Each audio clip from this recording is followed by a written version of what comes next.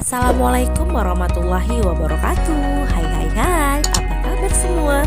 Semoga dalam keadaan sehat walafiat. Hari ini kita akan berwisata religi, yaitu mengunjungi salah satu masjid yang tertua di Kabupaten Kampar Riau.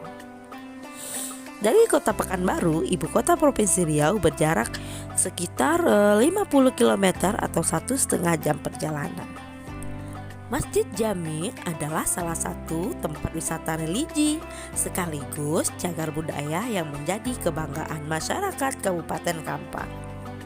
Masjid sejarah yang dibangun tanpa paku ini terletak di Jalan Pasar Usang, Kelurahan Air Tiris, Kecamatan Kampar.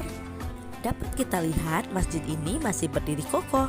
Arsitekturnya, bangunan masjid ini menunjukkan adanya perpaduan budaya Melayu dan Cina dengan atap 3 tingkat berbentuk limas.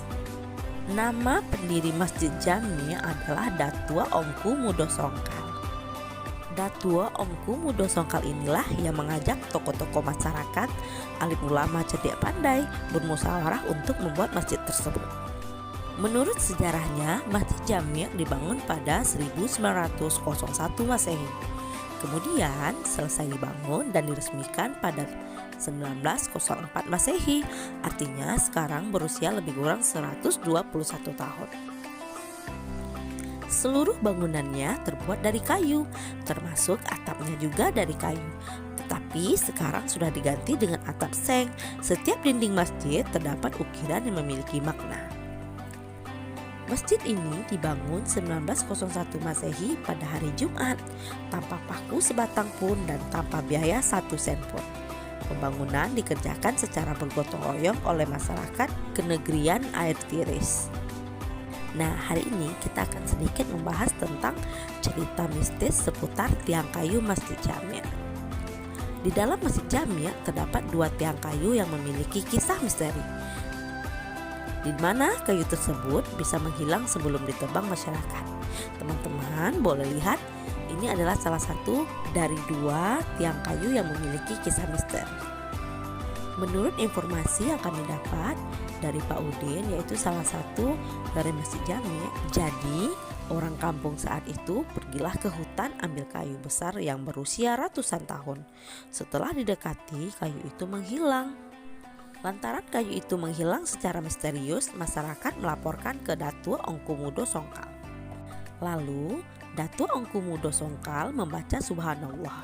Keesokan harinya, Datua dan masyarakat datang ke lokasi kayu itu. Sampai di lokasi, Datua meminta pemuda untuk azan. Setelah azan, Datua Ongku Mudo Songkal baca doa dan 2 batang kayu yang hilang tadi muncul. Jadi kekuatan azan itu ada 3. Yang pertama, apabila masuk waktu sholat boleh kita azan.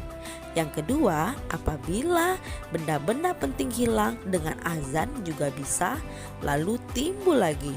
Ketiga, apabila ada kebakaran besar-besaran, dulu itu mengumpulkan orang dengan azan.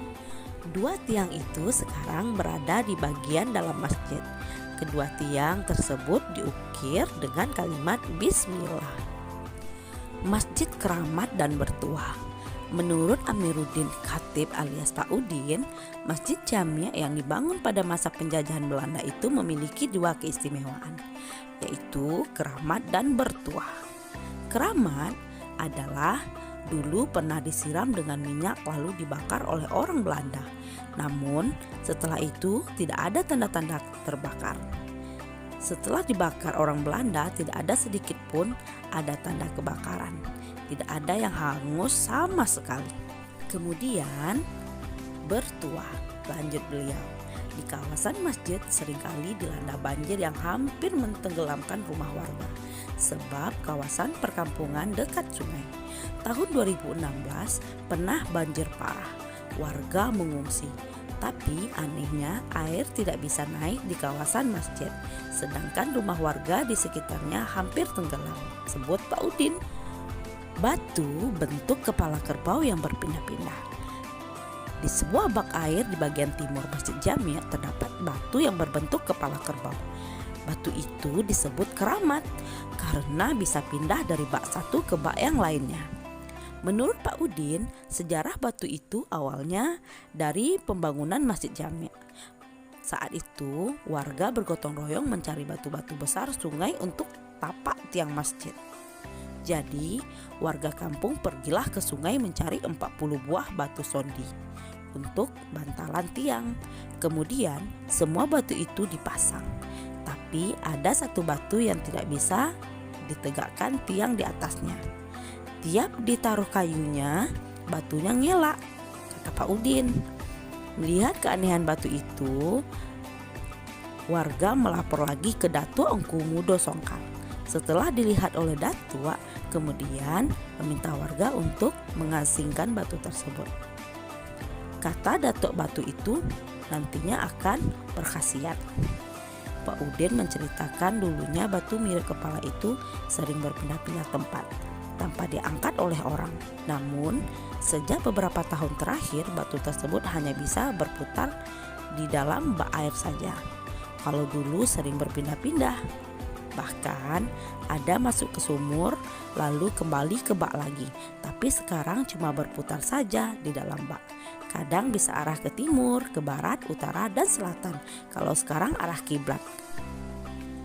Air dalam bak yang ada batu mirip kepala kerbau itu juga dipercaya sebagai masyarakat bisa menyembuhkan bermacam penyakit. Sudah banyak masyarakat yang datang ke sini mengambil airnya untuk dijadikan obat. Ada yang diminum maupun dimandikan. Karena air ini atas izin Allah Subhanahu wa Ta'ala bisa menyembuhkan bermacam penyakit seperti demam dan sebagainya, kata Pak Udin. Selain itu, tambah dia, dulunya pernah ada seorang anak berusia 3 tahun belum bisa berjalan, dibawalah oleh orang tuanya untuk dimandikan dengan air di bak tersebut. Alhamdulillah anak itu sekarang bisa berjalan. Dulu juga ada seorang anak muda yang dapat jodoh setelah memandikan airnya. Caranya dia memandikan air itu, ambil wudhu, sholat, dan berdoa kepada Allah. Tapi yang mengatur itu semua adalah Allah Subhanahu wa Ta'ala. Barangkali batu itu bisa jadi sebagai perantara saja. Sementara itu, menjelang bulan Ramadan, cukup banyak wisatawan yang berkunjung ke Masjid Jami'. Selain wisatawan lokal, juga ada dari berbagai negara. Menurut Pak Udin, Masjid Jami' ramai dikunjungi saat perayaan hari-hari besar Islam seperti Isra Mi'raj, Maulid Nabi, dan Lebaran Idul Fitri. Terima kasih ya sudah menonton video ini. Ingat, wisata religi tidaklah sekedar hanya berkunjung dan berdoa di makam wali atau tokoh masyarakat. Namun, bangunan-bangunan bersejarah yang berhubungan dengan perkembangan agama yang patut didatangi. Sekian dari saya. Assalamualaikum warahmatullahi wabarakatuh. Sampai jumpa.